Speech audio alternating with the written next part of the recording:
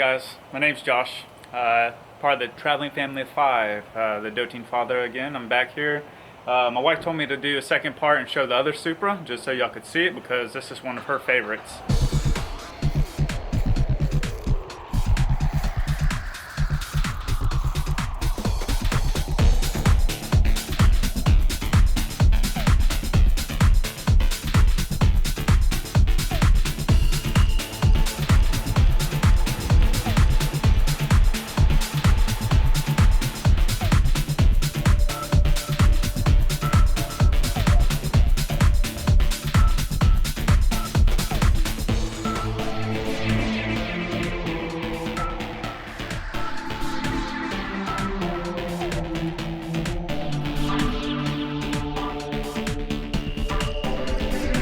It is a 1994 6-speed V160 2JZ GTE Supra.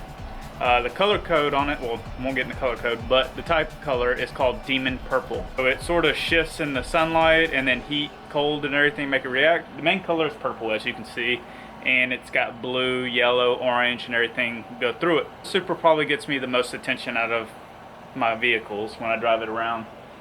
Again, it's 100% stock, besides stage 1 piping again, the intercooler, the intake, the full catback exhaust. I didn't have any trouble, and on the last video I talked about how to get them back in the States a little bit, and the issues. I ran into 0 issues getting these cars back to the States, but I pre-prepped about 5 years out, like I was telling you. So all the paperwork was done a year and a half out before I even needed to move, because I was very paranoid. Because I thought, man, I could either 1, have my cars crushed, 2, I just lost out on a lot of money, 3, I just lost one of my babies, and I don't want to lose this one. This is my baby. This is the very first one. This is the one I realized that I was in love and would trade the wife in for her. She became the second wife. I didn't want to lose her, so I made sure all my paperwork was good to go. The only things that I swapped out were the headlights. They did originally have those JDM plastic ones. They were all tinted yellow from just old age. I went with the Eurospec clear glass. Bleh. Blah, blah, blah. Clear glass. And then I've just been maintaining it, man, and they run super smooth. Liquids, everything. Switched out the plugs and everything. I went ahead and did some stuff I noticed it wasn't firing properly, so I went ahead and switched out all the plugs. Other than that, it's a tank. I mean, she just runs and keeps on going. No issues. Alright, let's walk over to the engine bay. Alright guys, so with this one, still 2JZ GTE, it's a 1994. This car was able to come back in 2019, and then the Silver Supra was able to come back in 2020. So both of them were good to go. My 96 GTR, she'll come back in May of 2021. Each car has a different birthday. So this one was in May or June time frame of 1994. So every car was made in a different month. They didn't all just process them at the same time. That means you can only bring them over in that month that they were made. Just like my Nissan GTR. So it'll be May 2021 before she can come back. As you can see, just stock, man. And I don't think I was planning on doing a bunch of stuff to these cars. At the end of the day, I don't think I'm gonna do anything to them. They are so enjoyable to just drive. The amount of tension you get with them, at first I really liked it, and I was like, yeah, they awesome. They from Fast and the Furious, baby. Yeah. Now I can't stand it. My wife finds me parking in the back of the parking lot or hidden behind in the woods or something like that. I'm very talkative. I'm not a people person, to be honest. I just keep to myself and my family. I'm very, that's it. I like my little circle, and I keep it inner. I used to like the attention a little bit, but then when I started getting in conversations and everything, I was like, man, I stayed at a Publix parking lot and a Sainsbury's over in the UK, each time 20-30 minutes just talking about the car, going over it, talking about that individual's car. It's all, I'll talk and I'll continue to talk and I'll build up minutes and everything. But I'm just not, even though when I start talking I can talk, I'm not a people person, so I start hiding. I like to drive the cars around on the interstate, but if I have to park longer than 5 minutes, I disappear as fast as I can from the vehicle. It's just, I don't know, it sounds bad. That's it, man. Literally, again, I'm going to tell y'all, there's 3 numbers you have to find out on this car. One is right underneath this little guy. The other ones are on the firewall and in the Japanese plate. All three numbers have to match up to that type of vehicle. That means the chassis, the engine, and the transmission all have to be identified to that number at the end of the game. And there's a site that you can go online to JDM Cars and look up the registration numbers for all the cars around the world.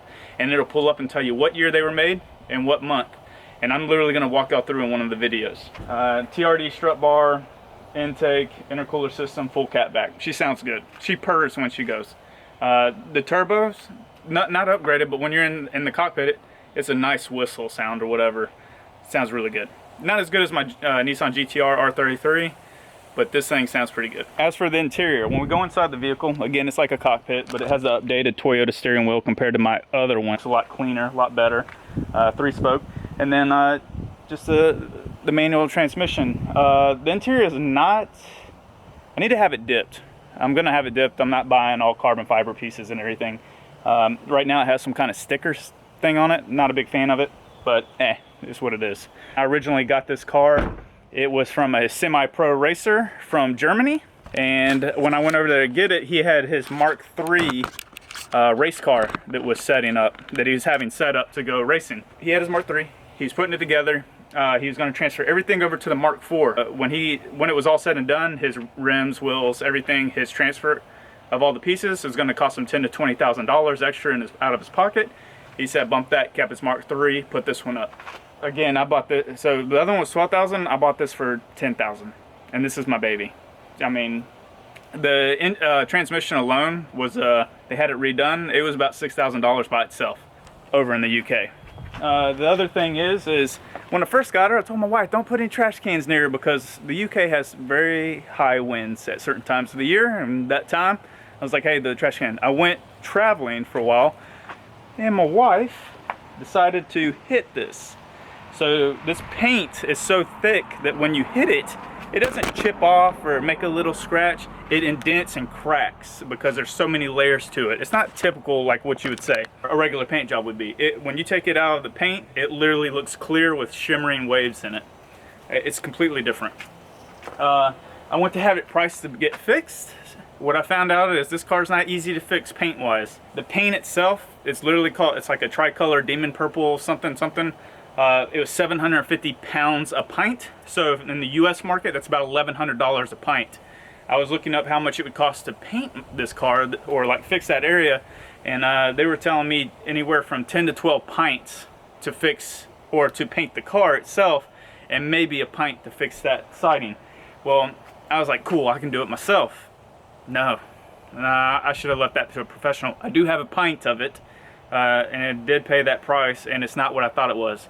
And they were like, man, if you're gonna repaint it, it'll look different. They were like, you might as well just repaint the whole car that color if you're gonna do that. And I was like, oh man, nope, hold off on that. I did have somebody key it in the UK. Parked it in the back of Center Parks, and I left it there for 3 days while we were inside playing in the water park, and I came out and somebody keyed it. But yeah, other than that, 100% good to go. No issues importing them.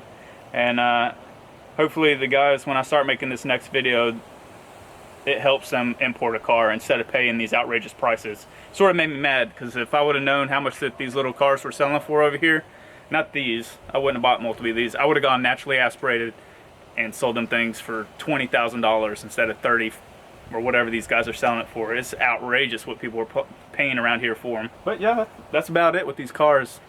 I daily drive these things. I don't, somebody's like the other day, they're like, bro, so this one has about 60,000 miles on it. 60, that one now, my silver one has about 90,000 miles. So I'm gonna drive them, man. I'm gonna put miles on them. I didn't buy them for the next owner to put miles on them. Yeah, I'm gonna reach up into the hundreds miles and everything, just replace piece by piece by piece.